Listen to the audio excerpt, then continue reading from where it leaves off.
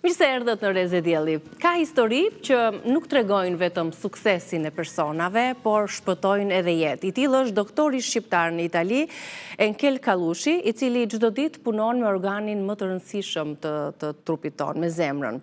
Ai ka realizuar mbi 1000 ndërhyrje të suksesshme dhe është vlerësuar nga mediat italiane si një nga kirurgët më të spikatur në zonën që ai punon. Ka ikur nga Tirana në vitet 2000 në një nga qendrat më prestigjioze të Spitalit të Zemrës në Masa, kështu që do donim të tregonim vetëm karrierën e tij, po gjithë këtë eksperiencë, edhe aq më tepër vlerësimin nga mendjat më prestigjioze italiane për punën e tij të jashtëzakonshme, të ndërhyrjeve më të suksesshme dhe mbi të gjitha duke na bërë krenar për këtë histori të suksesshme të një mjeku në përtej kufive tanë. E përshëndes doktori dhe falenderoj shumë për kohën që po na kushton. Të kemi shkëputur pak nga puna, doktor Enkeli. Mirëmëngjesi, mirë ditë të gjithëve. Faleminderit për fjalët e bukura, prezantimin. Është vetëm pak nga karriera juaj, vetëm pak fare shkëputa dhe nga vlerësimet më të fundit që ju janë bërë për punën tuaj. Mbi 1000 ndërhyrje, doktor. Tash janë dhe ndoshta edhe më shumë, sepse ky vlerësimi ka disa vite, domethënë që kanë filluar këto historitë. Mund të themi histori suksesi, padyshim që ka sukses brenda, po mbas suksesit qëndron puna dhe dedikimi. Pa punë dhe pa bashkëpunim, pa dhe çik fat, sepse në jetë duhet dhe pak fat. Ti mund të jesh i Zoti në shumë gjëra, në shumë aspekte, por nëse nuk ka fat, nuk ndodhin të gjitha bashkë. Dhe mund të them që kam qenë dhe me fat sepse qëllova në vendin e dur, në momentin e dur, në këtë qendër në Masa, që është një qendër shumë e mirë për mendimin tim, jo vetëm për volumin e punës që bën, sepse qendrat e kardiokhirurgjisë, po gjitha qendrat e kirurgjisë maten nga volumi i punës, domethënë sa më shumë intervente të bësh, aq më shumë rritet si thua cilësia e asaj pune, po edhe në inovacionin që ka kjo qendër, duke bërë si rutinë shumë intervente me kirurgji min-invazive, pra me prerje të vogla, duke evituar stenotomin nga këtu me prerje më të vogla, majtas, djathas, arrim të realizojmë shumë intervente dhe për më tepër edhe ana e kardiologjisë interventistike, domethënë strukturale, pra sepse edhe kolegët kardiolog në hemodinamik kanë filluar të vënë valvura, të vënë unaza nëpër valvurat e zemrës, domethënë edhe aty po ecën jashtë mase, kjo lloj teknologjie e cila për t'i ofruar pacientëve shërbimin më të mirë, edhe në këtë pikë qendra jonë është shumë avanguardja. Dhe është fal e një bashkëpunimi, e një mirëkuptimi, e një ndërthurje, jo vetëm kompetencave të njerëzve, po edhe sjellja, edhe bashkëpunimi, sepse në qoftë se nuk bashkëpunon me njerëzit nuk mund të kesh kur rezultate të mira. E qartë, doktor, kur keni shkuar në këtë spital? Kur u larguat nga Shqipëria? Ishte vendim i juaj? Historia është e gjatë, ka filluar në vitin 2000, biles tani në prill bën 26 vjet. Në 14 prill bën 26 vjet që unë jam këtu. Isha fëmijë, atëherë ishte një djalë i ri, 26-27 vjeç, me shumë forcë, me shumë ëndra, me shumë dashuri për këtë lloj zanati, e cila vazhdoi u rrit gjithmonë më tepër, sa më shumë hye brenda zanatit, aq më shumë pëlqente dhe dashuroje. Dhe me kalimin e kohës, siç u thash më përpara, qëllova në vendin e dur, në momentin e dur që ishim dhe pak persona, arrita të krijoja një profil shumë të lartë timin nga ana e kardiokhirurgjisë, duke përballuar gjithë llojet e operacioneve, jo vetëm standarde, po edhe me teknika inovative, me min-invazive, pranë kësaj qendre dhe gjej rastin edhe pse ata nuk na dëgjojnë, se ndoshta shqip nuk e kupton asnjë, duhet të falenderoj gjithë stafin edhe këtu, domethënë. Do t'ja u përcjellni ju, padyshim. Ka shqiptar të tjerë, koleg, mjek që punojnë në atë spital?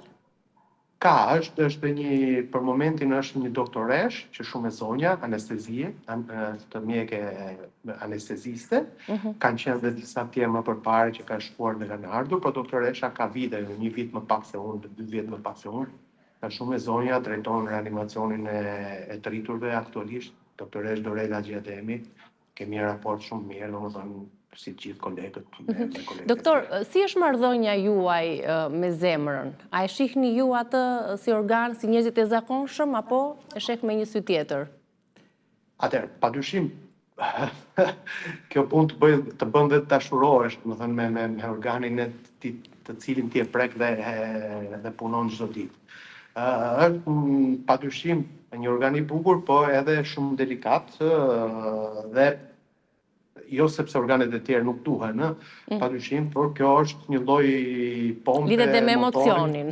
Motori i cili në rast mos funksionimit të këtij motori fillojnë bien njëra mbas tjetrës gjithë organet e tjera. Kështu që është shumë e rëndësishëm jo vetëm nga ana domethënë funksionale, jo vetëm nga ana e punës time, por mbi të gjitha nga ana funksionale. Padyshim gjitha organet janë të rëndësishme sepse secili ka funksionin e vet. Po kjo është ka ndodhur që pacienti ka humbur jetën në duar tuaj? Dhe si jeni ndjerë ju në ato momente? Ka ndodhur për fat shumë mirë, jo shumë shpesh, janë raste shumë të rralla, për fat si ndjesh. Nuk ndjesh mirë, unë i mbaj mend me emra, me mbiemra, domethënë gjithë, dhe sidomos në një rast, domethënë ku statusi familjar ishte çik më delikat, po ishte një intervencë shumë i vështirë, shumë i ngatruar, që fillojnë në kushte jo të mira, të përgjithshme. Dhe ajo që domethënë ishin 2 fëmijë të vegjël, domethënë që zotëria e pas. Këto janë gjëra që ndodhin në të gjitha kirurgjitë. Si mund të eliminohen këto, se glin pyetja për shembull pacientin, si mund të eliminosh sa më shumë? Është e pamundur të eliminohen këto lloj ngjarje jo të mira, traumatike mund të themi për personin dhe familjen, por mund të reduktohen duke u operuar në qendra me volume të larta, në qendra me cilësi të larta dhe me ekipe që bëjnë mirë interventet. Kjo lloj strategjie, për shembull masa me një ekip si tonin, në qofse në Evropë rreziku është nga 1 në 4%, këtu tek ne është në 1% për shembull. Të standardizuara. Pra, mund të reduktohen, por nuk do shtuken asnjëherë, sepse si në të gjitha punët nuk është se bëhen gabime, janë disa gjëra që ndodhin sepse ndodhin. Dhe e rëndësishme është t'i riparosh. Patjetër. Të bësh një stërmundim gjigant që ta sjellësh sa më shumë në, si themi ne shqip, në terrezik, që t'ia dalësh ta nxjerrësh pacientin gjallë. Mundësisht më mirë nga spitali. Ke ndonjë kështu histori që është nga ato të veçantat, nga ato të vështirat, që ka zgjatur shumë, por në fund ka qenë patjetër që janë shumë të shumta historitë mbi 1000 siç ju e thatë, dhe patjetër që janë të suksesshme, dhe kjo e bëri dhe të vlerësohet figura juaj në fushën e mjekësisë dhe kardiologjisë, por do doja të dija ndonjë histori që ndoshta e bluan dhe e mendon dhe kujton her pas here me miqtë tuaj?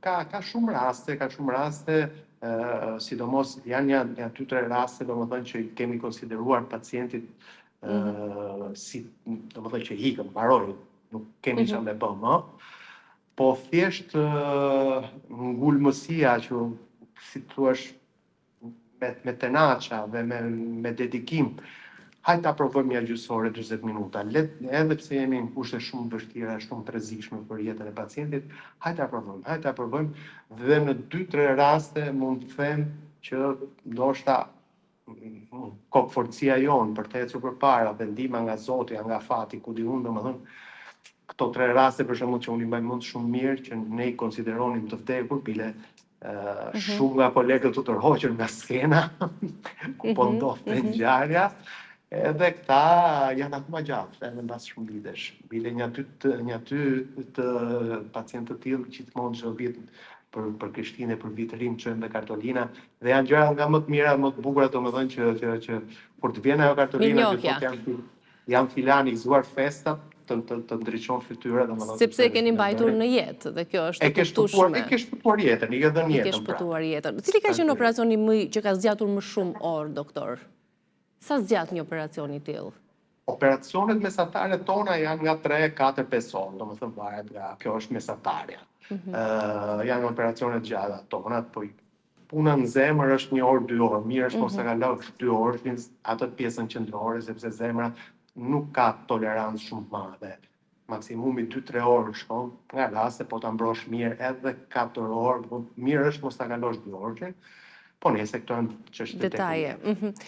Gjëja një nga interventet më të gjata që kam bërë ishte një diseksion, ishte një çudi e madhe, domethënë, sepse zgjati mbi 20 orë. 20 orë. Dhe pati ngjarje njëra mbas tjetrës, edhe pse dola se të dalësh çik 10 minuta sa të pish një kafe ose për nevojat personale. Por zgjati procedura rreth 20 orë dhe 2-3 herë u bë, në fund fare shkoi shumë mirë interventi, me të thënë drejtën, edhe mbaj mend që flisja me shefin gjithmonë telefon gjatë natës, nga 2-3 herë mora telefon, kemi këtë problemin, me thonë, o hajde ti, ai vazhdonte, jo vazhdo se ti je i Zoti, bëj kështu, provoje kështu. Edhe fund fare më gjeti mëngjes, nga ora 8:30 mëngjesit isha akoma aty unë, nga dita e përpashme dhe nata, edhe më tha, ke bërë një punë shumë mirë, tha. Dhe ke demonstruar një provë rezistence të jashtëzakonshme. Të durimi, patjetër, po që u finalizua edhe me suksesin e pacientit. U finalizua me një rezultat shumë mirë, po nëse në ato momente domethënë unë doja të dilja nga salla operacioni dhe shkoja në krevat të fliaqur. Dhe pastaj të merrje përsëri turnin për të bërë një ndërhyrje të radhës, apo jo? Jo, atë ditë jo, Keni marrë pushim 20 orë operacion, është e paimagjinueshme. Është e paimagjinueshme dhe është shumë stresante dhe nuk është mirë as për pacientin, po këto janë gjëra të vjetra që kanë ndodhur dikur.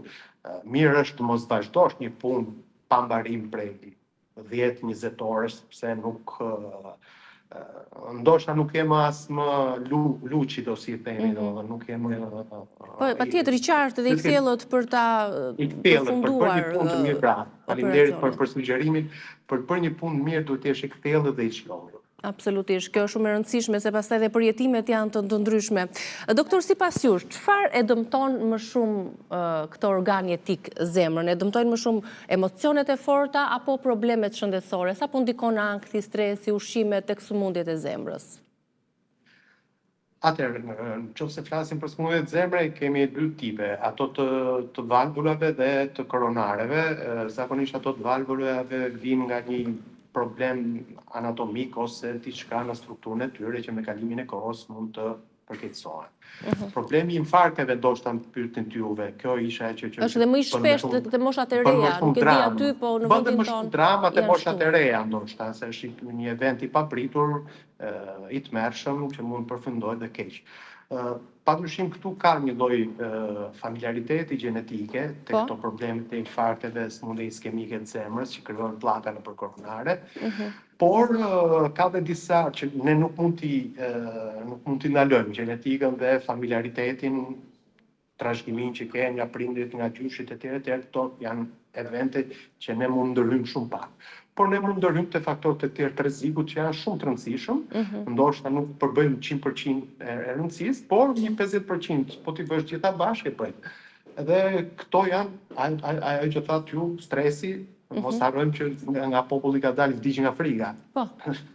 Domethënë edhe stresi dhe ankthi, sepse ato çlirojnë një efekt të madh hormonesh, katekolaminash, që në gjendje stresi madhor mund ndodhi, domethënë një aritmi maligne ose një infarkt, një diçka tjetër nga gjëra që ndodhin, pra mirë është jeta të jetë sa më e qetë në mundësitë e saj, padyshim.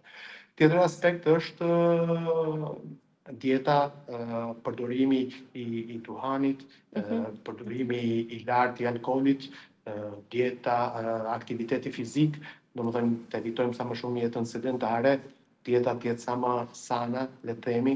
Ne shqiptarët e kemi çik ters këtë punën e dietës, e kemi shumë vështirë ta bëjmë. Por kam bërë domethënë që ka një lloj ndërgjegjësimi. Kam filluar shumë dhe kjo më bëhet shumë qefi, domethënë, ka filluar një lloj ta ruajnë çik veten nga ajo sjellje, ai tikim ta me pim. Sikur s'ka nesër, sikur s'kemi kohë nesër. Sikur s'ka ditë të tjera. Doktor, cilat janë ato shenjat e hershme që zemra jep pasi të ndodhi ai infarkti i madh? Kemi disa shenja disa ditë më përpara ose një muaj më përpara që nuk duhet i neglizhojmë? Mund të ketë, nganjëherë këto janë evente dramatike, prandaj bëhen dramatike se nuk ka asnjë lloj sinjalizimi, por në disa raste, ndoshta 50-70% raste mund të ketë një sinjal, domethënë, dhe kjo është dy sinjalet kryesore janë një dhimbje e çuditshme që më përpara nuk e ke, sidomos gjatë sforcimeve, kur bën një heci ose bën një punë, filloi kjo dhimbje mu dhe ndalon punën, mas 2 minuta shkëlqetësohet. Po ta përsërisësh prapë ciklin, kjo të vjen.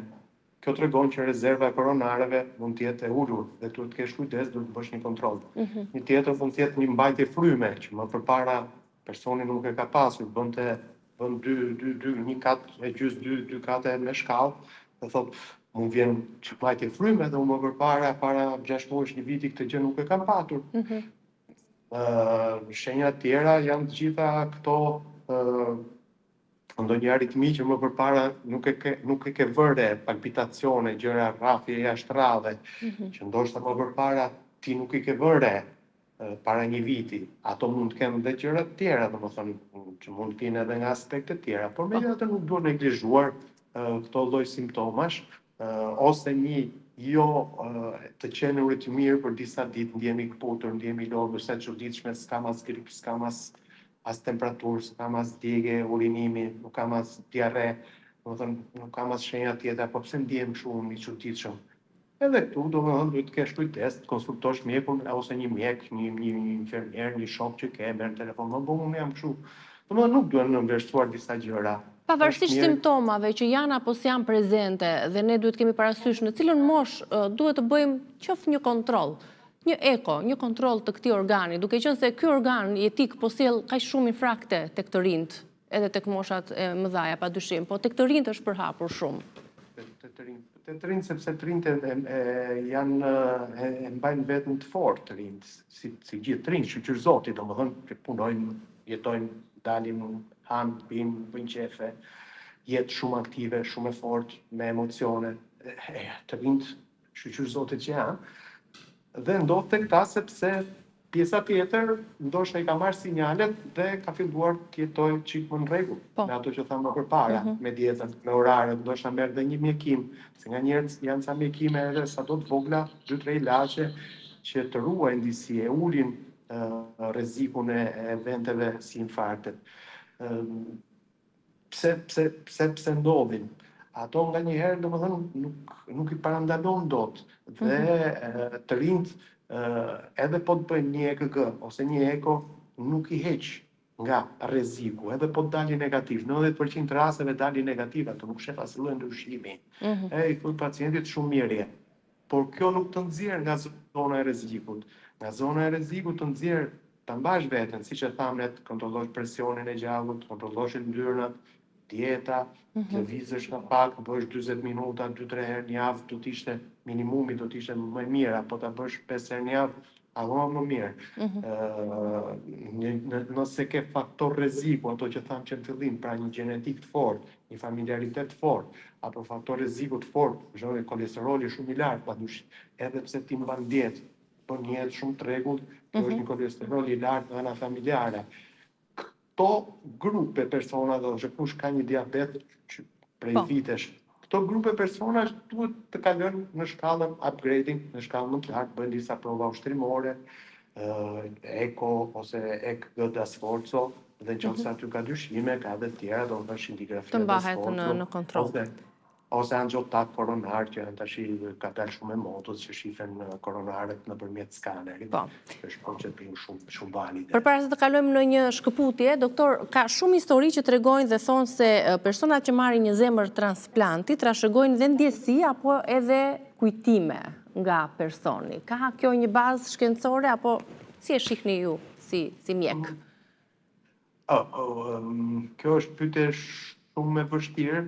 E para sepse nuk kemi shumë eksperiencë me trapiante, nuk kemi një qendër autorizuar për trapiante, kemi bërë disa vetëm për nevojat imediate, në ato raste tragjike që folëm edhe më përpara.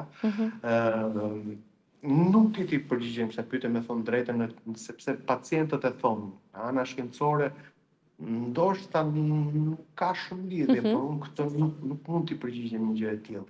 Ndoshta mund të jetë ana emotive e pacientit që ka diçka brenda të një personi tjetër, dhe Nuk e di. Dhe mund të është shumë e mistershme, duhet të thënë. Është e mistershme, është e mistershme.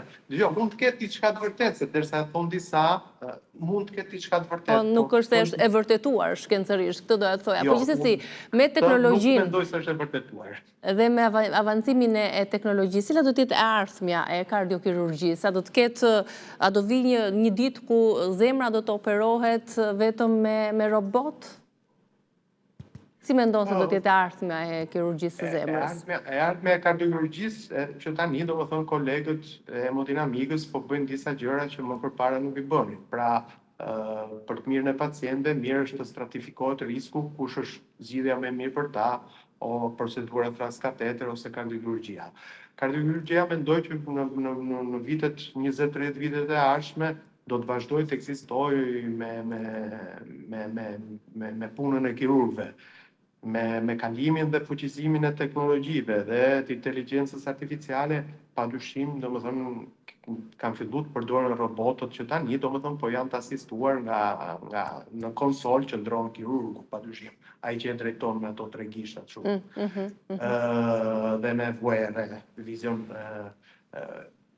në të ardhmen, padyshim mund të ndodhin këto gjëra që të operohen, të jemi të asistuar nga robot, si në gjitha fushat e tjera.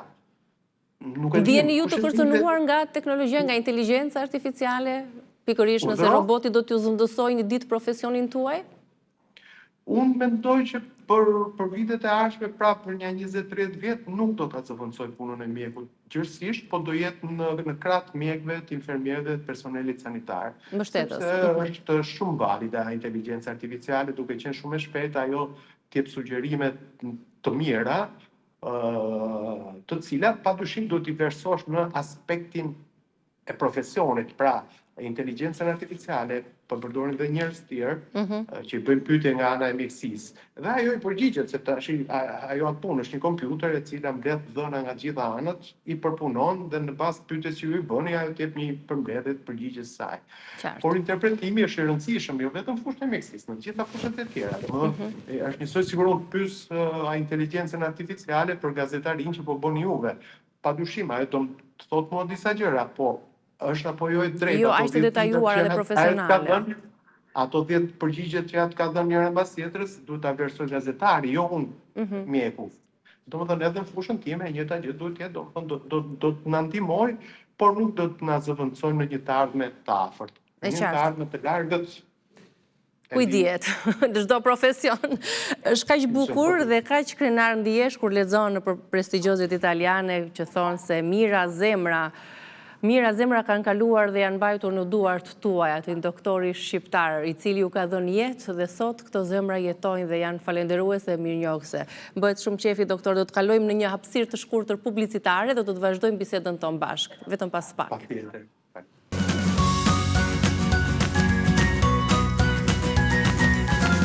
Rikthehemi me bisedën me doktor Enkel Kallushi. Doktor, kam disa pyetje që janë më shumë janë dhe pak naive ndoshta, po pse jo mos i drejtoj, më vjen ta bëj një pyetje, kur ne themi doktor shpesh mu thye zemra, populli e thotë, e themi në gjuhën e përditshme, nuk e di edhe ju e përdorni. A ndodh realisht që zemra të thyhet nga dhimbja emocionale? Po, e tham dhe më përpara. Janë ato shprehje, domethënë që i plasi zemra, e la zemra nga emocionet, nga infarkti. Kjo ndodh nga infarkti, zakonisht që quhet thyerje e zemrës. Ndodh me të vërtet një qarje e muskulit zemrës, i cili, se zemra është një muskull, edhe pse është i trash 10 mm, 12-13 mm norma. Ajo, në qoftë se pëson një infarkt, nuk i shkon më gjatë, duke qenë muskull infiltrohet, sepse nuk ka më konsistencën e saj, dhe duke u infiltruar gjaku e thyen paretin, edhe ndodh një event dramatik.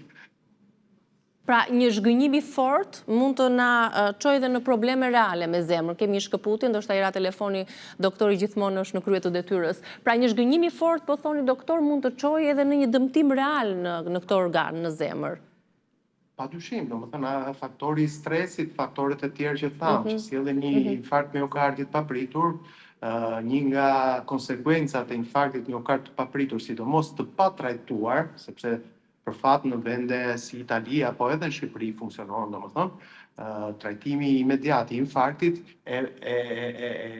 si thua parandalon këtë lloj çarje thyerjet zemrës që bëjmë neve me këtë pyetje, me këtë zhargon për pra në zhargonin e përditshëm, por që në mjekësi, në fushën tuaj profesionale ekziston thyrja e zemrës. Rotura dikore post-infarktuale, mbas infarktit çahet zemra. Por gjithsesi nga eksperienca juaj, ne vdesim më shumë nga ajo çka ndjejmë apo nga ajo që ham? Kush e dëmton më shumë zemrën? Janë gjitha bashkë shkojnë këto faktorë, domethënë janë të gjitha bashkë, stresi është shumë i rëndësishëm, po edhe mënyra e jetës, jo vetëm çfarë ham, po mënyra e jetës janë shumë të rëndësishme, shkojnë gjitha bashkë. Për të parandaluar më mirë është të bësh një jetë sa më të rregullt, sa më me pak vicio, si cigaria, shumë alkooli e gjëra të tjera, domethënë mundësisht t'i eliminosh, nëse është e mundur. Qartë. Ju vetë keni frikë për zemrën tuaj? Padyshim, edhe unë jam bëni kontrolle si mjek? Unë e bëj kontrollin gjithmonë, e bëj njërën vit, njërën 2 vjet, e bëj kontrollin. E fus një EKG edhe një ekon e bëj vetë, ja bëj vetes. A është e vështirë ti bësh ekon vetes tënde? është njësoj si të bësh pacientet. Sikur ti bësh pacientet, por që e lexon ndryshe. Pacient shqiptar... E ndryshe me anën tënde, por e bën, edhe për veten time, unë njëjtat këshilla jap dhe vetes time, domethënë, edhe pse në bazalmente, EKG eko je negativ, nuk e asnjë lloj problemi, këshillat që jap vetes, po këto janë, domethënë, mundësisht elimino faktorët e rrezikut, stres, dieta jo e mirë, edhe bëj çik aktivitet fizik. Këto i them dhe vetes time. Ju është dashur që të merreni me pacient shqiptar, të operoni raste të vështira që vijnë nga Shqipëria dhe si e shihni bashkëpunimin me spitalin këtu në Tiranë? Me spitalin e zemrës, me kolegët tuaj në Shqipëri, a keni kontakte, si është mënyra teknologjia që përdoret këtu, eksperienca e mjekëve tanë? Okej. Padyshim që kam operu pacient shqiptar dhe në disa raste kanë qenë dhe raste çik ekstreme, le të themi, të cilat në Shqipëri jo se nuk din t'i trajtojnë, por ndoshta nuk kanë as suportin e duhur për pacient delikat. Se pacienti delikat është sigur që edhe po e operove mirë, do të ketë nevojë për diçka më shumë, trajtime në reanimacion apo në repart, nuk është një pacient që trin 5 ditë edhe ikën në shtëpi. Është një pacient që mund të rritë dhe 1 muaj. Kështu që janë disa gjëra të asistencës që ndoshta Shqipëria nuk i ka akoma në nivelet larta si që ka Italia apo vendet e tjera të botës. Kështu që kanë ardhur pacient, domethënë edhe nga Shqipëria kanë ardhur me raste të lëna mbasdore shumë, është shumë mirë, vinë nga njerë, pastaj këtu është mbushur plot, domethënë Italia ka mbi 600.000 shqiptarë me sa ti unë. Kështu që pacientë shqiptar vinë her pas here, domethënë këto që janë në zonë, nga njerë vinë, nga njerë nuk vinë, secili e di vetë. Pra bashkëpunimi dhe kolegët shqiptar. Okej. Padyshim kemi bashkëpunim, unë i njoh të gjithë ata kolegët tanë, çunat që punojnë në kardiokirurgji, janë gjithë persona nga ana profesionale përgatitur. Kam qenë në sallë disa herë me ta, qoftë edhe me gardën e vjetër, qoftë edhe me kolegët më të rinj. Ata me thënë drejtën më kanë ftuar disa herë për të marrë pjesë, duke qenë se unë kam një eksperiencë shumë madhe në kirurgjinë edhe me prerjet vogla, mini-invazive, mitrales, aortës, trikuspidale, bypasset etj. Më kanë ftuar disa herë dhe kemi bërë disa intervente të tilla me incisionet vogla në kardiokirurgjinë në Tiranë. Kanë shkuar mirë, ata kanë punuar shumë mirë. Duhet të them domethënë me të vërtetë shumë mirë. Pra kapacitetet, aftësia profesionale, u mendoj që nuk u mungon absolutisht. Nuk mund të themi që mjekët tanë në Shqipëri nuk marrin vesh ose nuk din të operojnë. Po edhe në fushat e tjera të mjekësisë, pse do ta thuash një gjë të tillë, domethënë. Ndryshimi është te suporti që ke mbrapa, sa suport ke për të hyrë operacioneve më të vështira ose çik më të veçanta, sepse nëse s'ke mjete, suportet e duhura, padyshim që mund të komplikojë dhe rezultatin e interventit sa do mirë ta bësh ti. Kështu që bashkëpunimi mendoj se do vazhdoj sepse ata po me sa diun po ka një rekonstruksion të kardiokirurgjisë, për t'i dhënë asaj teknologjinë e duhur dhe për t'i dhënë asaj më bravo, për t'i dhënë për ta bërë më moderne, më inovative etj. Dhe takova rastësisht në aeroport një nga kolegët, edhe në kontakte jam me 2-3 kolegë tjerë të kardiokirurgjisë, që shkëmbejmë mesazhe në gjë, edhe konsulenca me njëri me tjetrin, se në fundit edhe ne këshillohemi sa do i zoti tjetër. Po sigurisht kemi mjek shumë të mirë, sepse edhe ju nga këtu keni shkuar në Itali, keni mjek të suksesshëm. Që edhe konsultohesh me njerëzit dhe tha që kur të hapet dhe kardiokirurgjia, ndoshta do japim çik më rrugë këtyre teknologjive inovative për të bërë ca intervente për të qenë më modern, me kohën, siç po ecën para gjithë botat, ecin dhe ne në Shqipëri, domethënë s'ka gjë të keqe, dhe bashkëpunimi im do të jetë, jam totalisht i hapur dhe gjithmonë disponibël, padyshim bazë edhe punës time këtu, domethënë sepse unë paguhem këtu. Doktor, paguheni mirë? Jeni i kënaqur me pagesën, i vlerësuar për punën dhe lodhjen, sakrificën, përgjegjësinë mbi të gjitha që keni? Atëherë, pagesat, unë jam i punësuar në shtet, dhe Italia kontratat janë shtetërore, janë të njëjtat çmime, të njëjtat pagesa, siç merr një kardiokirurg, merr dhe një mjek tjetër, që me gjithë respektin ka një profil tjetër, bën punën e tij, domethënë, por nuk është aq e lodhshme, aq stresuese sa puna ime. Kështu që nga kjo anë jemi në disfavor, le të themi, në kategoria e kirurgëve në Itali. Rrogat në Itali janë çik më të ulta se mesatarja e Evropës. Punë ekonomie, se ato të gjitha bashkë njëra me tjetrën, po rrit ekonomia, rriten rrogat. Po s'pati rritje ekonomike, rrogat aty do ngelen, se unë s'kam si t'jap kardiokirurgëve një rrog, po diun, shumë lartë të tjerëve jo. I kënaqur. Po t'ishe më lartë rroga, do t'ishe akoma më i kënaqur, po kjo të paktën nga ana ime, domethënë kompensohet shumë nga ana profesionale, punës dhe satisfaksionet që kam punë, dhe unë t'jep atë motivimin për të vazhduar para. Dhe nuk mund të qajmë që, si themi në Shqip, po ngort për buga i shkreti t'i japim një lek. Jo, absolutisht jo. Jeton mirë me rrogën që merrni? Me rrogën që kam, unë jetoj normalisht mirë. Familja juaj, nga se është e përbërë? Familja, unë nuk jam i martuar, kështu që... E keni kohën të gjithë në dispozicion për organin jetësor të zemrës, por nuk keni gjetur ende zemrën tuaj, gjysmën tjetër tuaj. Jeni në kërkim, doktor? Kam familje në Shqipëri, prindrit, një motër me fëmijët e saj, që i shoh shpesh, nga njerë shpesh vjen ata, nga njerë vi dhe unë 1-2 ditë sa për t'i takuar shumë fundjavshme dhe shpejt. Po nuk prej shumë gjatë Shqipëri, sepse ke edhe angazhimet. Puna edhe emergjencat nuk presin, e drejt. Doktor, nëse do t'ju duhet të zgjidhnit një pacient të ri, apo një të moshuar në një situatë kritike, si do të vendosnit? Domethënë, po ta marrim nga ana etike dhe humane, të dy kanë të njëjtën vlerë si pacientët, të drejtë për t'u operuar. Duhet parë nëse puna te pacienti i moshuar me shumë probleme nuk transformohet në një si thua accanimento, domethënë diçka që i shton vetëm vujtjet me procedurën tënde.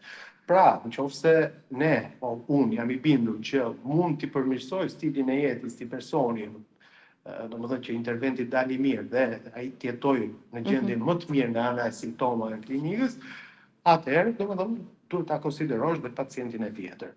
Padyshim, pacienti i ri duhet operuar, sepse do kthehet dhe në punë, do na paguaj pensionet neve, kështu që E drejt. Përveç batutës, domethënë, pacientët nuk kanë, për mendimin tim, nuk kanë asnjë lloj diference moshe, ngjyre, feje, janë të gjithë njësoj, dhe të gjithëve pacientëve ne, si mjek, duhet t'i garantojmë cilësinë më të lartë, punën më cilësore të mundshme që mund t'i japim. Sepse kjo është puna jonë. Dhe puna duhet bërë mirë. Bukur. Mesazhi fundit që ju keni për pacientët e rinj dhe jo vetëm, për të ruajtur zemrën si nga ana emocionale, ashtu edhe si një organ jetik. Ato që thamë edhe në fillim në mes të intervistës janë keni kujdes, bëni një jetë sa më të rregullt, bëni një jetë sa më pak stresante, dhe ruajni veten, sidomos mos abuzoni me cigare, me kafe, me ushqim të tepërt, sepse domethënë vjen një ditë edhe kur je i ri, nuk i ndjen këto gjëra, por kur vjen mosha mbi 60-70 vjeç, gjitha faturat që kanë ngelur mbrapa do të prezantohen dhe do vi dita që do paguajnë. Kështu që mirë është që të rinjt kemi një mundësisht një jetë sa më të rregullt. Shumë faleminderit doktor dhe ju uroj shumë suksese në punën tuaj. Keni ndonjë ndërhyrje sot kirurgjikale në spital? Jo, sot jo. Sot e kam prandaj ndenja në dispozicion tuaj sepse sot nuk kam ndërhyrje. Jam thjesht në ambulator, kam për bërë vizita sot. Ju falenderojmë që na kushtuat kohë dhe që prezantuam një rast të suksesshëm. Ishte kënaqësia ime, me të vërtet shumë profesionale dhe sjellshme nga ana juaj. Dhe ju uroj dhe ju gjithë mirat ju dhe gjithë stafit. Shumë faleminderit. Ishim me kardiokirurgun, doktor Enker Kallushin, i cili së fundi mirë vlerësuar dhe nga mediat prestigjioze italiane si një nga doktorët dhe kardiokirurgët më të suksesshëm të rasteve që ka operuar dhe sigurisht që na bën krenar për ta përcjellë dhe për të zhvilluar këtë bisedë mbi të gjitha dhe për këshillat që ai ndau me ju për një zemër të shëndetshme, padyshim duke u larguar ushqimeve të përpunuara, konsumimit të alkoolit apo të duhanit, si gjithmonë për të ruajtur këtë organ jetik i cili po sjell në fakt shumë raste të shpeshta të infarkteve të zemrës edhe në moshat e reja. Kujdesuni për shëndetin, shihemi nesër, mirupafshim.